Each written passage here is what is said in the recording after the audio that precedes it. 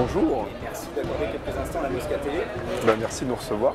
Alors Fabien, tu es à la fois romancier, scénariste, post-producteur, réalisateur, mais aussi acteur. J'imagine que tu n'es pas contre le cumul des mandats. Non, vaut mieux pas, non. C'est même la restauration de l'esclavage moderne en fait au service de l'équipe. Oui, je n'ai pas beaucoup de voix, j'ai une extinction, mais j'espère que vous entendez bien. Merci pour cet effort épique. Je vais essayer jusqu'au bout. Alors, derrière la caméra, tu incarnes le fantôme dans nous. Qu'est-ce que ça fait depuis être numéro 1 au classement JCJ d'Horizon, les enfants peut-être? Ah, ben en fait, oui, à la base, on avait créé Fantôme comme étant un personnage déjà abouti, un personnage dont on parlait plus qu'on ne voit son aventure en fait se dérouler, parce que c'était difficile à la fois de tourner et à la fois d'être acteur. Mais petit à petit, dans l'équipe, tout le monde a un petit peu appris à utiliser la caméra, donc il est devenu possible de participer à l'aventure avec les copains. Et le problème, c'est que le personnage était trop fort, etc. Donc ce que j'ai fait, c'est que je l'ai fait tomber de son piédestal. Je comptais le faire un jour, puisque dès le premier épisode, on voit, il y a marqué « cheaté » point d'interrogation. Mais je me suis dit, je vais le faire plus tôt que prévu, comme ça au moins il va tomber de son piédestal et il va faire un petit bout d'aventure avec les noobs. Et donc voilà, et j'ai les copains qui ont pu me filmer. Donc du coup, c'était presque un plaisir de tomber de mon piédestal et de ne plus être niveau 100, parce que j'ai pu faire un bout d'aventure avec les copains, justement, comme un noob, voilà. Ok, d'accord. Alors il faut savoir qu'il n'y a pas que Noob, puisque en plus de tes premiers formats, Serial, Lost Levels, il y a aussi Warzone Project, une sorte de comics parodique hexagonal. À l'issue de la trilogie Noob, est-ce qu'on aura droit à une seconde saison ou est-ce la fin du monde tel qu'on le connaît? Ah non, il y aura une suite à Warzone Project. C'est juste qu'on ne s'attendait pas à faire un crowdfunding avec le record d'Europe et tout et tout. Et donc du coup, on a concentré toutes nos forces sur la trilogie Noob. Et donc on a mis Warzone Project en stand-by, mais on était en train de tourner la saison 2 déjà quand on a fait le crowdfunding, c'est juste qu'on l'a mis de côté.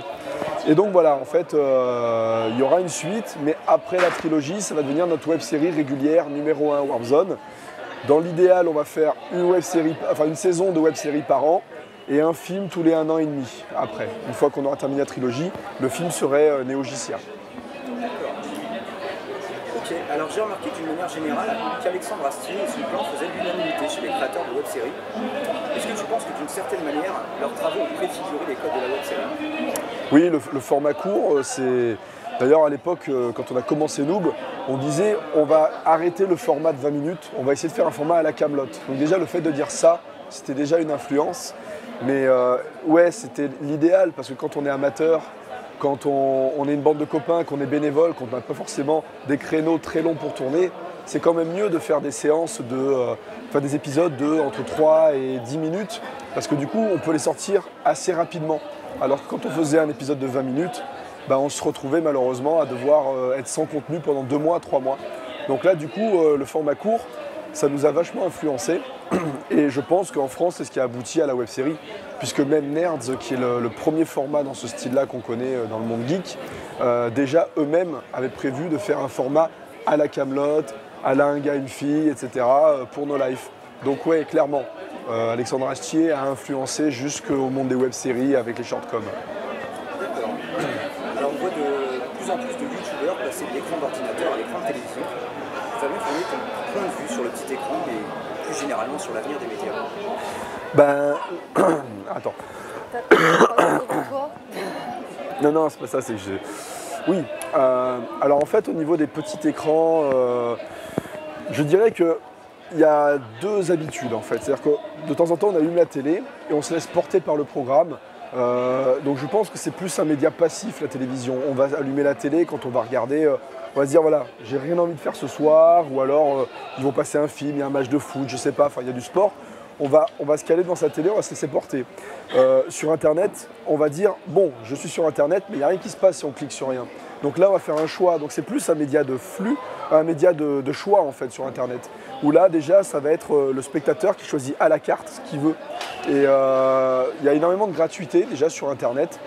Forcément, qui dit gratuité dit moins de budget parce que des investisseurs, généralement, font de la VOD. Donc je dirais que sur Internet, ouais, c'est un public qui est plus volontaire, c'est plus un public communautaire, alors que la télévision, c'est plus un public qui est large en fait, puisque tout le monde a accès à la télévision, tout le monde peut zapper, c'est très facile d'avoir ça. Donc voilà, je dirais que sur Internet, c'est des communautés et des communautés plus fortes. Et d'ailleurs, nous, on le voit en festival, puisque la communauté nous suit depuis des années Il y a aussi et nous l'âge. porte. Les jeunes aujourd'hui ils se désintéressent. Alors je vais répéter ce que tu dis du coup. Alors comme le dit Gaïa, il y a aussi l'âge, effectivement, il y a le facteur tranche d'âge où il y a une fracture entre l'ancienne génération qui est restée sur la télévision, etc. et la nouvelle génération qui, elle, de temps en temps, abandonne carrément la télévision et va regarder des Bob Lennon, des Joueurs du Grenier, des web-séries, des Fossoyeurs du film, des Chris Papillon, etc. Et du coup, c'est vrai que la télévision a du mal à récupérer ce public-là et à le charmer à nouveau. Et donc c'est vrai que Internet pousse la télévision à se renouveler en fait et à pas rester dans une sorte de monotonie avec la fameuse ménagère qui a eu 30 ans, 40 ans, 50 ans, puis un jour elle va avoir 80 ans la ménagère. Donc ça c'était le public acquis de la télévision, mais à un moment donné ils l'auront plus ce public-là. Donc il va falloir charmer les jeunes. Et donc du coup avec Internet ils vont s'inspirer de ça et se renouveler. Donc je pense que c'est un cercle vertueux. Puis les jeunes, ils sont habitués aujourd'hui à une honnêteté, à une parole libre comme ça, alors que la télévision, on fait toujours Je attention. pense qu'Anne-Laure est partie, ça y est. Non, Tu mais veux... Vas-y, mais je sais pas. Si tu veux après je te laisserai comme tu veux. Je pense qu'on entend. Ah, mais tu la vois pas. C'est vrai. Mais en fait mets-le là et ça marchera. On partage tout. Voilà. Donc oui, non, juste pour ajouter à ce que disait Fabien, les jeunes aujourd'hui, ils choisissent leur programme, ils sont habitués à une certaine liberté de ton, à des gens qui sont spontanés et qui ne font pas forcément non plus attention au code habituel, ils ne doivent pas forcément faire plaisir à tel ou tel sponsor, il n'y a pas il n'y a pas le CSA derrière, il n'y a pas la publicité derrière. Donc il y a un attrait voilà, pour ce discours qui est tout simplement libre. Et il va falloir, je pense, que la télévision prenne conscience qu'ils sont en décalage voilà, avec les attentes aujourd'hui. Les gens recherchent une certaine liberté de parole. Malgré les youtubeurs qu'on peut voir maintenant sur les grandes chaînes. Alors oui, c'est vrai qu'il y a Alors, il y a quelques youtubeurs qui finissent à la télévision, mais c'est rare que ça fonctionne pour l'instant. disons que... On a vu Norman au cinéma qui s'est fait défoncer. Ouais. On a vu un peu Cyprien qui animait des émissions, mais ça ne fait pas autant de bruit Ouais. que sur Internet. Si, il y a peut-être les tutos, je crois que il vient d'Internet lui. Ouais. Ouais. Alors en fait, on a l'impression que le net c'est un petit peu le sas de recrutement quoi. Et la télévision est de plus en plus intéressée et essaye de toucher forcément le public jeune. Ils voient à travers ces gens-là une manne quoi, financière en se disant bah voilà forcément ces personnes-là si on les intègre à la télévision, ils vont pouvoir nous ramener le public qui nous échappe, les jeunes tout simplement. Sauf qu'ils ne les prennent pas tels qu'ils sont, ils les prennent pour ce qu'ils sont, mais ils les modèlent ensuite, ils les prennent pour leur communauté, mais ils les modèlent évidemment à la ligne éditoriale et aux attentes. Et le problème c'est ça, c'est qu'on a encore les dirigeants qui sont toujours à la télévision aujourd'hui, n'ont pas changé. Et ça se fait progressivement, mais à l'heure actuelle, si on parle tout simplement de Norman, de Cyprien, il y a encore, je pense, beaucoup de travail. Alors peut-être que pour Golden Moustache, déjà avec M6, la transition s'est faite de manière avec beaucoup plus, on va dire, de respect pour ce qu'ils étaient à la base. En fait, c'est pas de respect, c'est progressif, c'est moins brutal en fait la transition. Parce qu'en fait, Golden Moustache, Watt, Studio Bagel, tout ça, c'est des espèces d'incubateurs où ils sont entre le net et entre la télévision. C'est une sorte de transition. Et il y a Studio 4.0 aussi qui fait ça de France 4. Donc voilà, c'est vrai qu'il y a, comme je disais, il y a un cercle vertueux, c'est assez intéressant.